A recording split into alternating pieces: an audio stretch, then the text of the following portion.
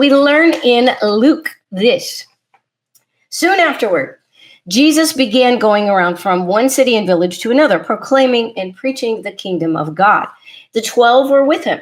Okay, so this was still at the beginning of his ministry, but he has already now at this point called the 12 disciples. So the 12 were with him, and also some women who had been healed of evil spirits and sicknesses.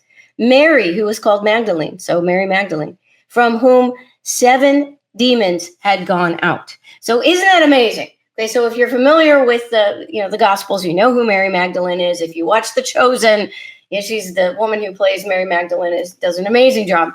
So anyway, this is so amazing. So because Mary Magdalene was part of the inner circle of Jesus. And here is this woman, first of all, a woman, because during their culture, it was a very patriarchal culture. And yet Jesus allowed women into his inner circle, which shows you a lot about the way that Jesus, how highly he regarded women. Mary Magdalene was the very first person who Jesus appeared to after he resurrected from the dead. I mean, what an honor. What an honor. Mary Magdalene has always been my favorite character in the Bible. I love her. And it means even more when you realize that before she met Jesus, she had 7 demons. She was demon possessed with 7 demons. So this is just, to me, it's so hopeful. That's one of the reasons I love her so much, because of where she came from. I will be sharing my story here in 2 weeks. I struggled with demonic oppression when I was younger, when I was growing up, and I've been completely delivered from that, just like Mary. And God had a wonderful plan for her life. And so for people who struggle with things like this, with demonic oppression, with addictions, things like this, there is healing. There is absolute deliverance for every one of us. Jesus offers that to all of us. And then after that, he has a plan for our lives. So the story of Mary Magdalene gives me so much hope. All right.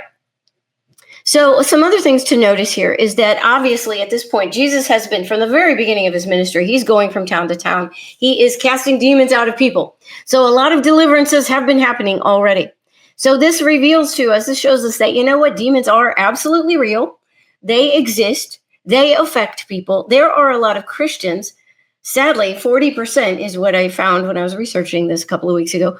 40% of people who say they are Christians do not believe in demons.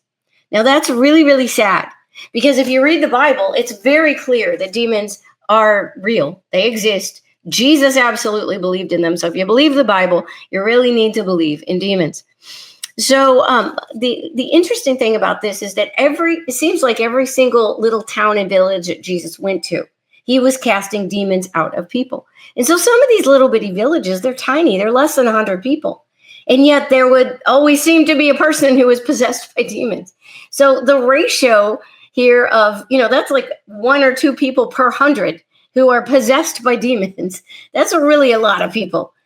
So think about that. If was the high ratio of people of demonic possession back then, what is it now? How many people in our lives, people that we interact with every day, are oppressed or possessed maybe by demons?